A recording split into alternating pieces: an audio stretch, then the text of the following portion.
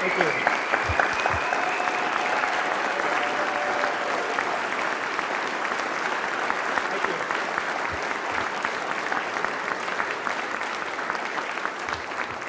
You may want to sit down for this. But it could have been longer, I will say.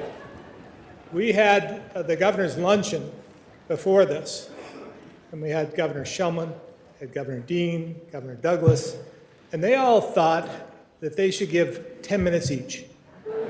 And then I could do cleanup. But then we quickly came to our senses and figured out that the cleanup, after following those three, would probably take longer than the original speech. So we're going to go with the original speech.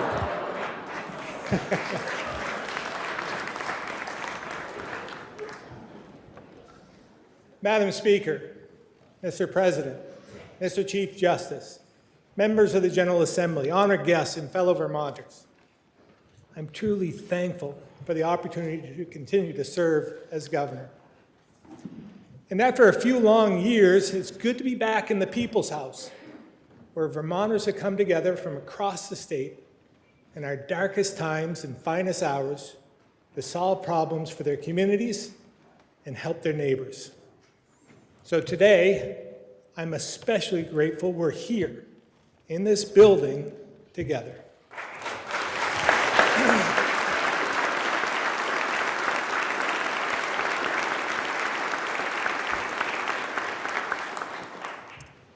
In 1974, after 34 years in office, Senator George Aiken decided to retire from the United States Senate. He had earned a reputation as a staunch defender of our state and added Vermont's voice to the national conversation. So his shoes seemed difficult to fill.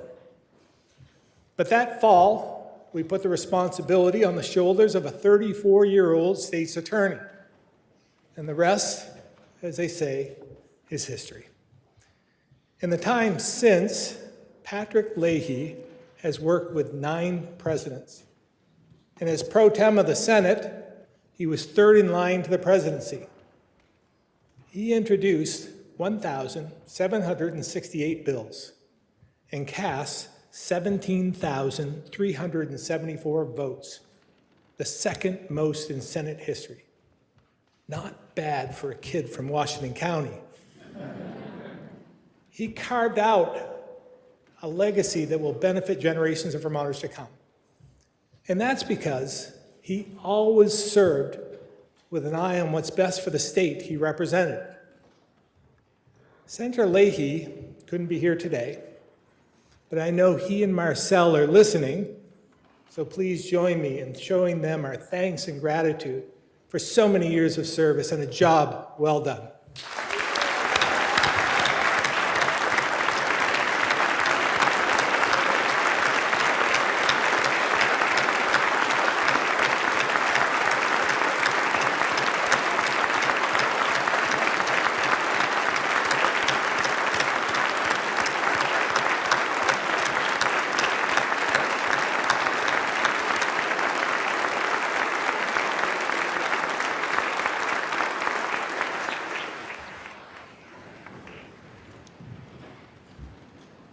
This session, we should take a page out of Senator Leahy's playbook by always working with an eye on what's best for the communities we represent.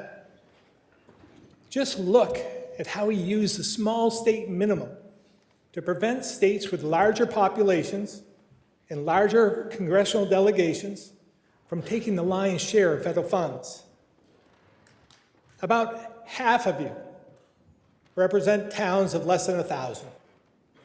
So you're up against the same challenge when compared to our bigger cities.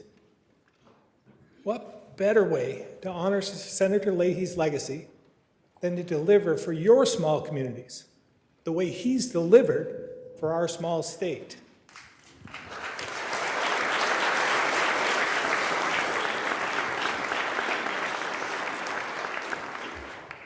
In November, my team and I set out before dawn to visit all 14 counties in a single day.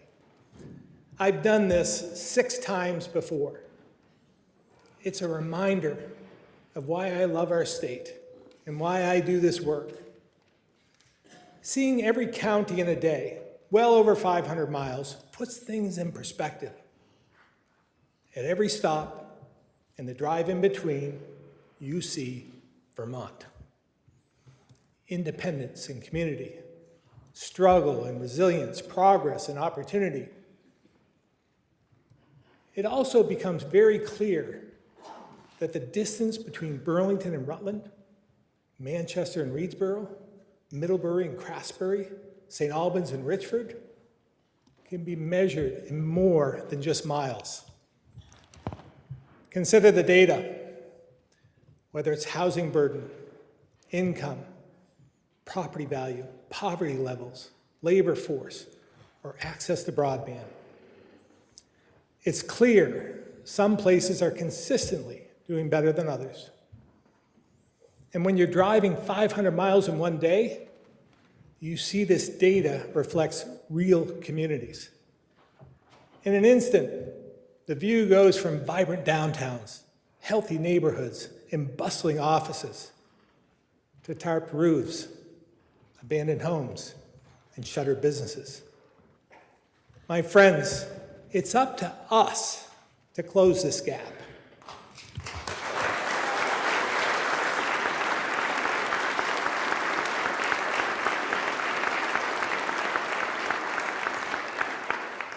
Now, it's not about turning Canaan into Burlington.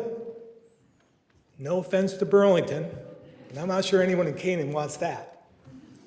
What towns like Canaan or Dover or Montgomery need from us are more tools and the flexibility to be more vibrant and dynamic. The work done in this building is felt differently across counties and communities because they all have different assets and attributes, and sometimes not enough of either. That's why one size rarely fits all. This session, if we pay more attention to the needs of each community, we can close the gap between regions to give all our towns and villages a brighter future.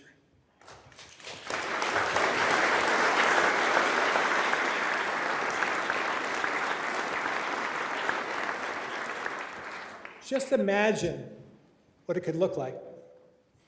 A future where workers and families from Newport to Newfane have equal access to education, childcare, after-school programs, quality health care, good jobs, and decent affordable housing. Where vibrant communities include mom and pop stores, restaurants and taverns and broadband, which some of us in New England might call wicked fast. Where our largest cities and our smallest towns have safe, welcoming neighborhoods, healthy downtowns, and reliable and resilient infrastructure.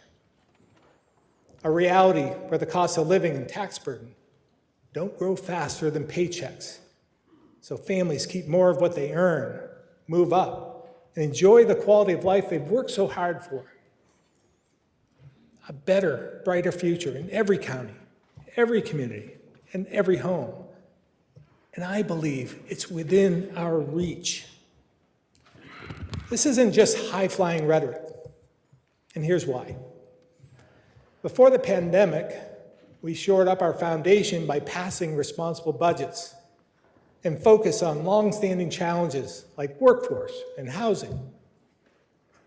This work and the course we've set has put us in an incredible position to make the most of this once-in-a-lifetime opportunity offered by historic federal aid and record state surpluses. With pandemic recovery funds, we're investing in fundamentals like broadband, water, sewer, and stormwater systems, climate change resiliency, housing, and economic revitalization.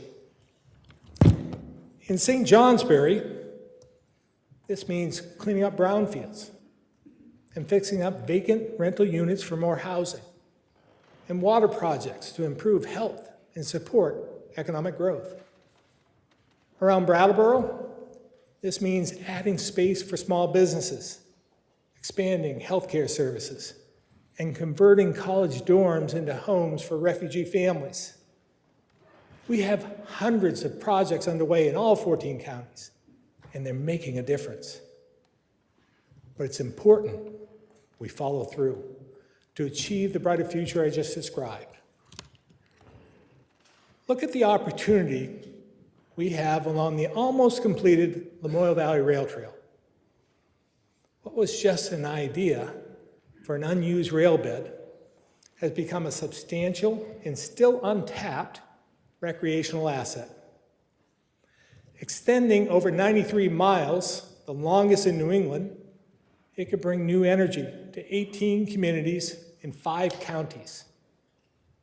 From Swanton to St. Jay, every town along the route has an opportunity to welcome trail users to their country store, brewery, restaurant, lodging, and that new small business that today is just a dream. But here's the thing. The rec path itself is not the answer. It's just an entryway, an opening to explore the towns, villages, and businesses along the way. And cutting the ribbon on the last section of construction doesn't come close to finishing the work. It's our job to make sure they have all the tools they need to draw those visitors in, keep them coming back, and convince some of them to stay.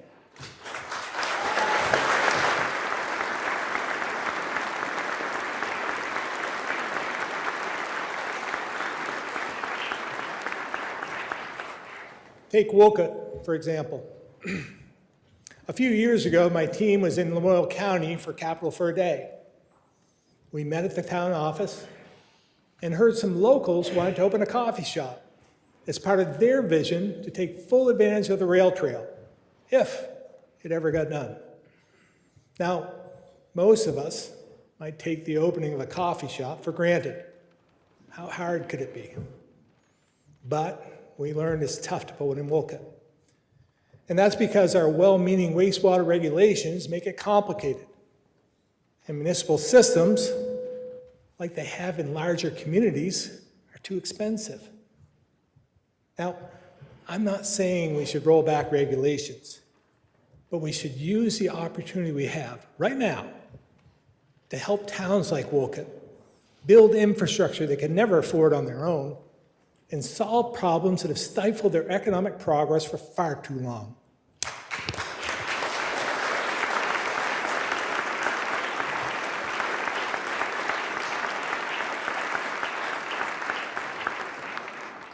The basics, like water, sewer, and stormwater, housing, and high-speed internet, those are the sparks that ignite revitalization. But we need to follow through, to give more communities what they need so those sparks don't burn out. That's why my budget adjustment, which we'll introduce tomorrow, includes a bit of funding to help level the playing field for underserved regions. So rather than wait until the end of the session, we can build on our efforts to strengthen Vermont right now.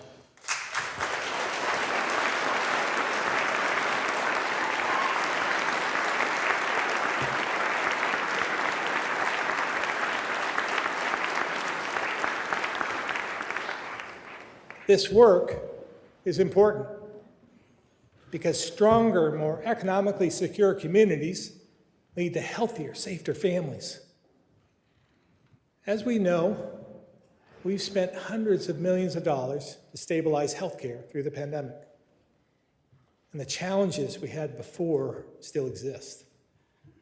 From workforce shortages to increased demand due to an aging population, and now we're dealing with inflation. All of this has led to higher costs, which is the reality we have to face. Another is, 12 years after Tropical Storm Irene, we still haven't quite finished rebuilding our mental health system. This has led to fewer options for patients. And too often, they end up in emergency departments, which are not equipped to care for them, despite the nurses and doctors doing the very best they can to help. It's a reminder of what happens when we lose focus on the fundamentals and don't finish what we start.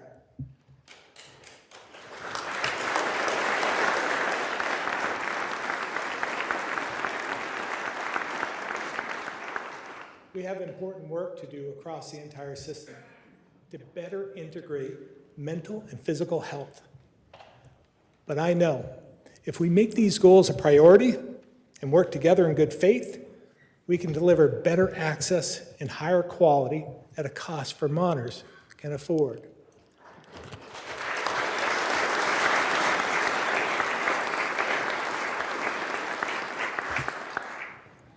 And to restore progress that was halted by the pandemic, we need a shared community-based approach. We have the knowledge and have laid the foundation to do it. Vermont set the standard for treating the opioid epidemic as a public health crisis, thanks in part to Senator Shumlin. And now we're building on it with lessons learned from our nation-leading pandemic response to address overdoses, suicides, homelessness, crime rates, and more. This approach means agencies and departments are working as one team, shoulder to shoulder with local leaders, federal partners, and community organizations, and using real-time data to focus on the people and neighborhoods that need our attention most. We're prioritizing prevention, giving kids a healthier start through home visiting, and partnering with pediatricians so we can identify risks earlier and prevent problems down the road. And we're doing more with our mobile mental health response when those problems do arise.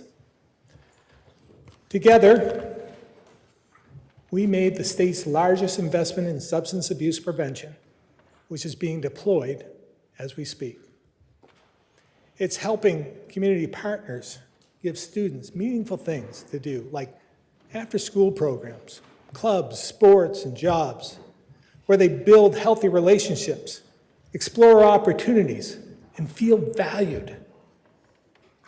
They're also critical to our treatment and recovery efforts, connecting people to services, sharing life-saving resources, and supporting families who desperately need our help.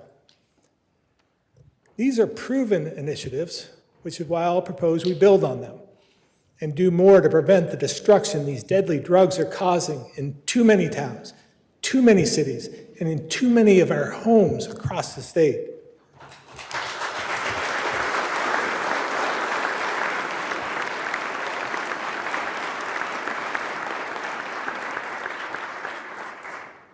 And while we focus on root causes, law enforcement and accountability must also be part of this discussion. And I believe it has to include a sincere look at well-intentioned reforms that are having unintended consequences. Whether that's expunging records that could lead to a violent offender getting a gun, policy that's made youth the target of drug traffickers, or divisive rhetoric that makes it difficult to retain and recruit good public servants. With a more unified approach to health and safety on the ground, we can divert more people off the path to drugs and crime and solidify our position as the safest, healthiest state to live and raise a family.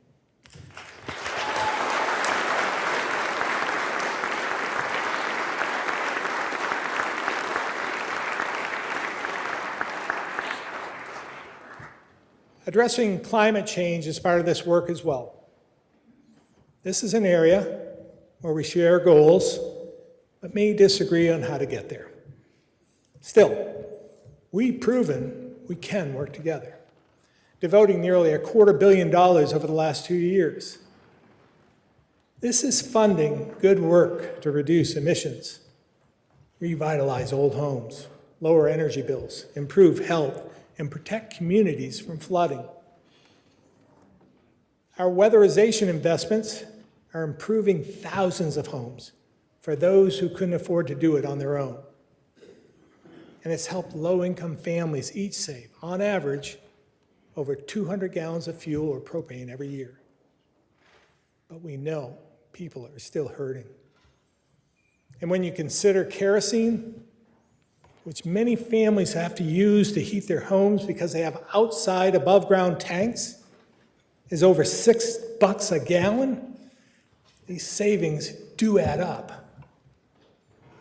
We're also helping homeowners and municipalities convert to energy-saving technologies, efficient renewable systems, and storage capacity to meet the growing demand.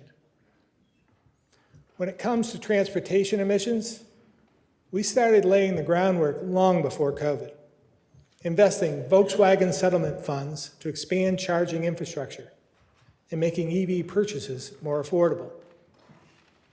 We're electrifying our state fleet, converting to electric buses for public transportation, and testing electric loaders, excavators, and law enforcement vehicles. We currently have the most public EV charging ports per capita, and we have 5 times as many EVs on the road than when I came to office. Some of you were here 3 years ago when I stood at this very podium and talked about how excited I was to see Ford announcing the new EV Mustang and working on an all-electric F-150 truck. I saw it as a game changer, a way to introduce EVs to more people, including those who need heavy-duty vehicles for work and everyday life. Now, just over 1,000 days later, I'm riding in one of those F-150 Lightnings every single day. As you might imagine, I'd rather be driving myself. And I'm sure there's a few of you out there who are looking forward to the day when I can.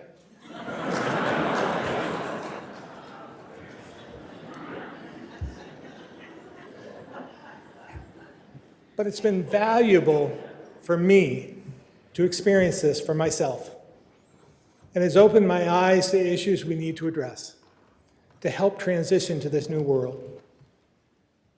For example, when traveling around the state, I get to see different levels of chargers, with some faster than others, as well as how many we have and where they all are.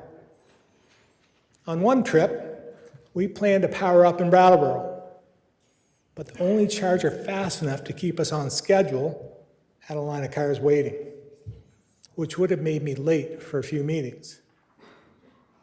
As governor, I have state police security, so I got another ride and I was on my way. But others don't have that luxury. Now, to be clear, I still believe EVs are the right way to go. But we have to recognize that many are hesitant because it needs to be easier, more convenient, and more affordable to make the switch. We've made great strides, but we need to make sure we're investing in the fastest chargers available. And with all the new EVs and electric heating and cooling systems coming online, we have some serious work to do to make sure our electric grid can accommodate it. So let's continue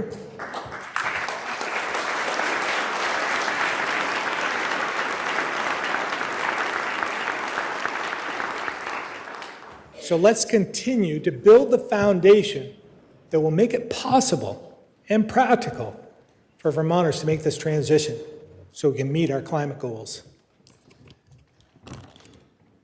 And we need to do the same when it comes to housing.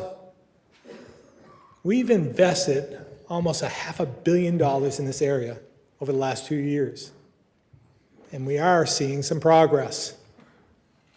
But we won't be able to make the most of this opportunity if we don't address the decades-old regulations that are holding us back.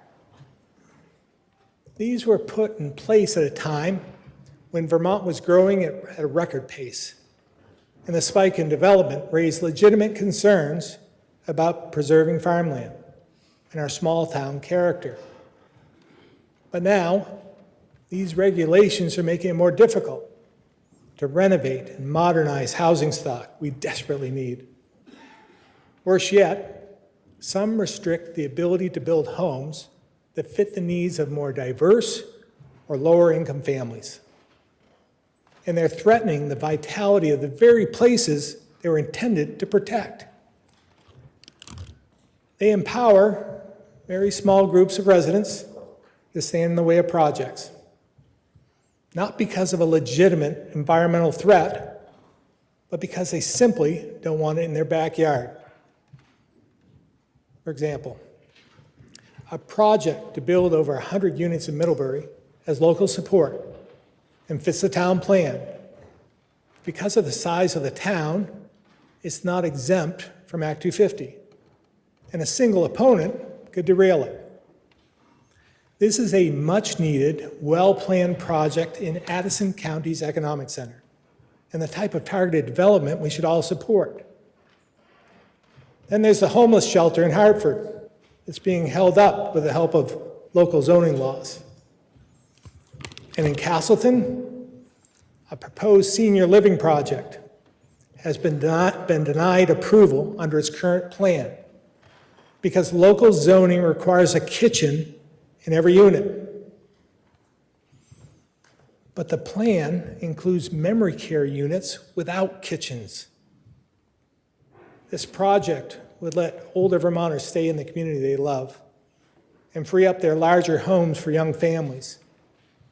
It would also create desperately needed skilled nursing beds and give practical training for the nursing students right next door. It's literally a win-win-win.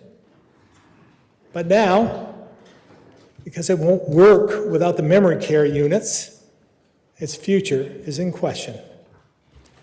Here's the bottom line. The failure to update a system that was meant to curtail development is contributing to the housing crisis we face today. I know a number of you are working to change this. And for any legislators who ran on this issue as a priority, I hope you join us at the table. Because in order to make the most of the hundreds of millions of dollars we've invested and build homes as quickly and affordably as we can, we need smart regulations that reflect the realities of today, and we need them this session.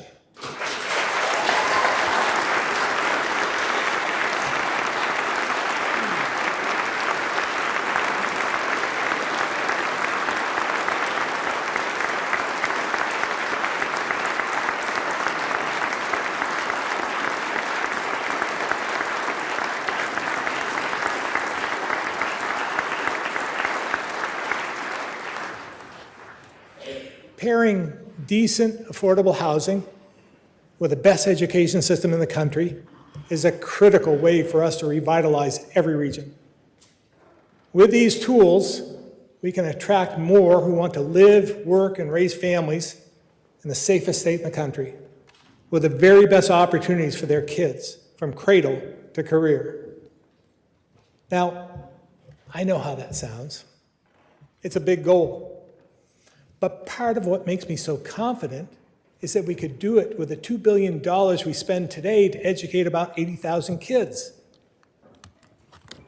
And this year, I'll once again propose continued expansion in childcare and pre-K programs.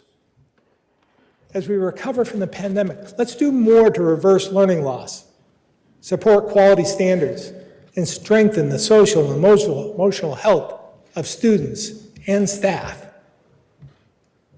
We'll build on our work with Senator Sanders by devoting federal funds to after-school and summer programs with a focus on trades training. And we'll help schools expand computer science, like cybersecurity and coding, and support scholarships in areas with critical workforce shortages.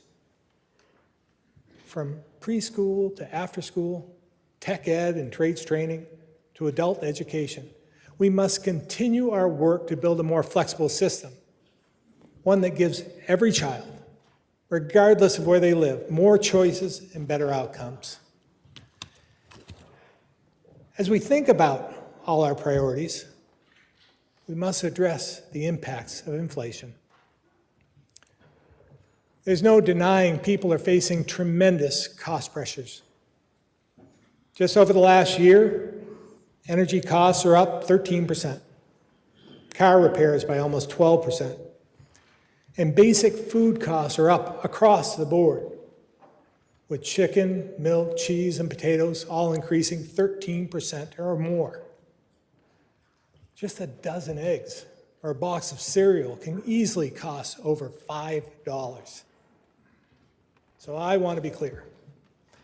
This isn't the time to increase the burden on anyone. And we certainly can't ask lower and middle income families to cover the cost for their wealthier neighbors. We must find ways to achieve our goals without adding taxes and fees, because this only increases the cost of living.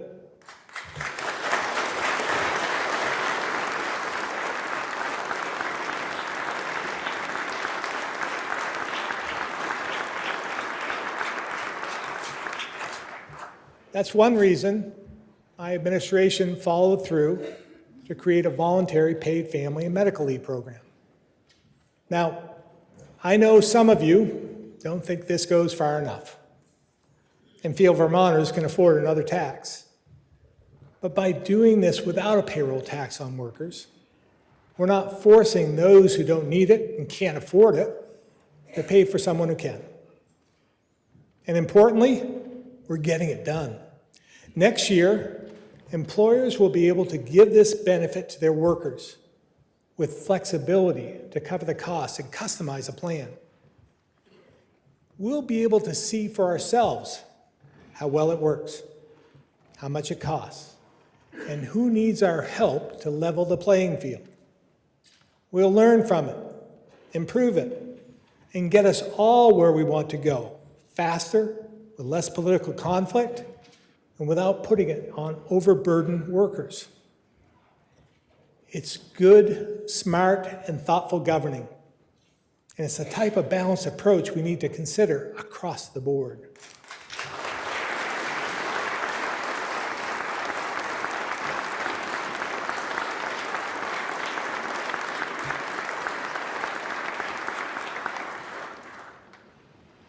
That includes our effort to increase the number of workers and reverse our demographics. Long before the pandemic, this was our biggest challenge. But the last 2 years put the number of people leaving the workforce on steroids. In 2019, we were moving in the right direction, but still had about 3,300 fewer workers than we did in 2009. Unfortunately, our most recent data shows a gap of 22,500. That's right. The gap is nearly 7 times what it was in 2019. Now, there's no one solution. That's why we must look at every proposal and understand if and how it will increase the number of people working in Vermont or help bring new Vermonters here. It's about staying focused and having the commitment to chip away at this problem. This is what we've been doing with investments in tech centers, expanding internships and apprenticeships, and building adult training programs that help people learn new skills for better paying jobs. The budget I'll present in 2 weeks will continue to invest in our workforce. But we can't just train our way out of this. It's not as simple as getting the unemployed back to work, because there are currently about 3 job openings for every 1 unemployed Vermonter. Everything I've talked about today, from making Vermont more affordable, building more housing, creating the best education system in the country, and ensuring safe, clean, healthy communities, all these things are necessary to keep and attract more people. And more people means more workers, more homeowners, more students in our schools, more volunteers in our communities, more customers for small businesses, and importantly, more taxpayers, so we don't need to raise taxes. So let's continue to make this a priority this session, because it's the key to being able to invest in all the things we need and want, and giving every region of the state more opportunity to grow and prosper.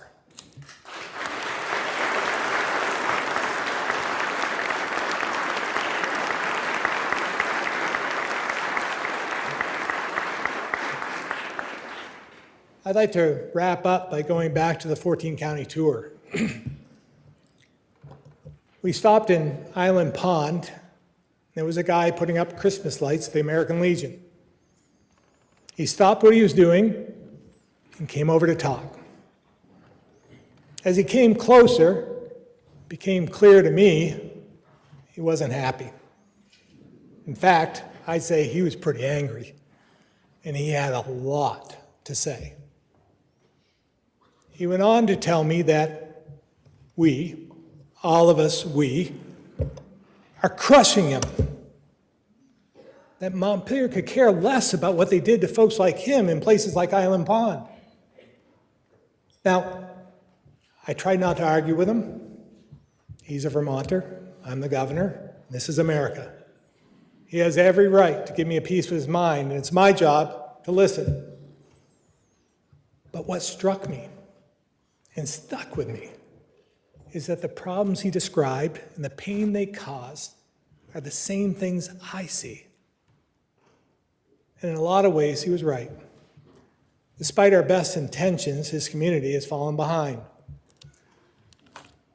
The distance between regions, the gap in opportunity, has been growing for decades.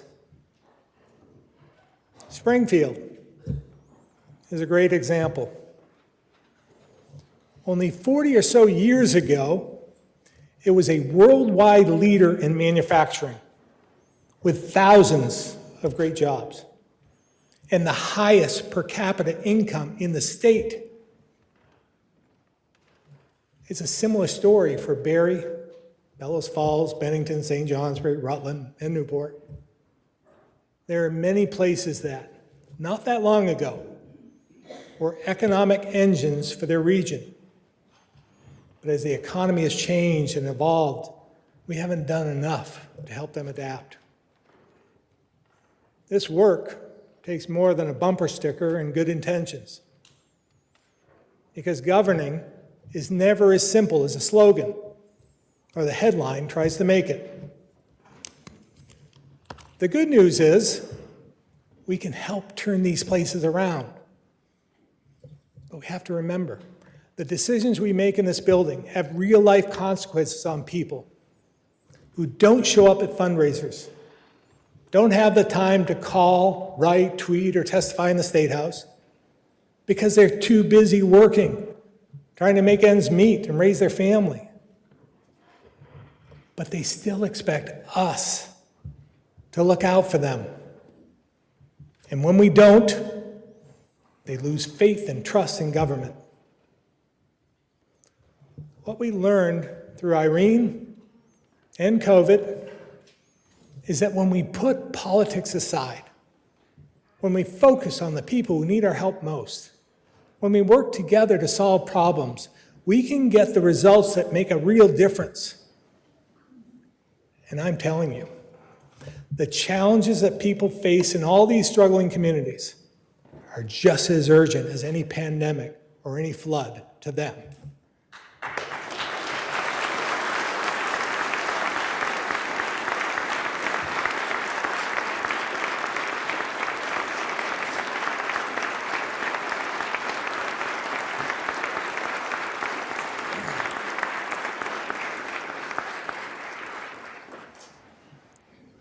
If you don't think so, talk to the members of the Rural Caucus. Or let's go see my friend up at the American Legion in Island Pond, or the Village School in Irishburg, or other places like Athens, Corinth, Danby, Isle Lamont, Roxbury, Sheffield, Westmore, or Woodford, and many, many more like them who need us to hear what they're saying and work together to make real change.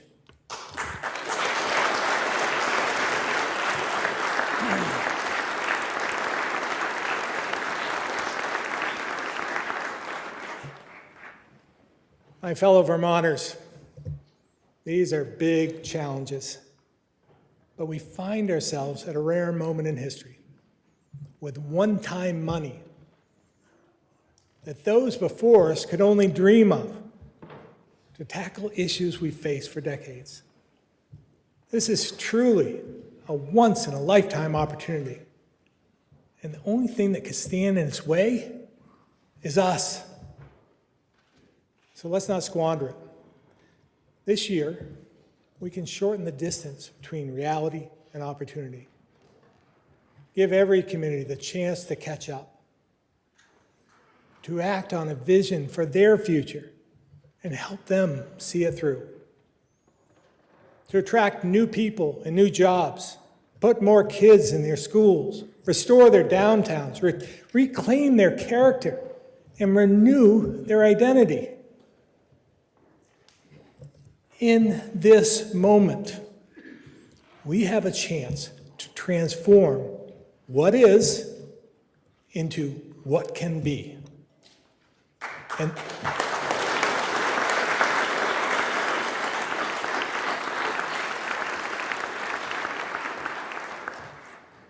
But the only way we can do it is if we work together. So I thank you very much for that, and I look forward to working with you. Governor Phil Scott delivering his inaugural address to a joint session in Montpelier, speaking for about 41 minutes or so.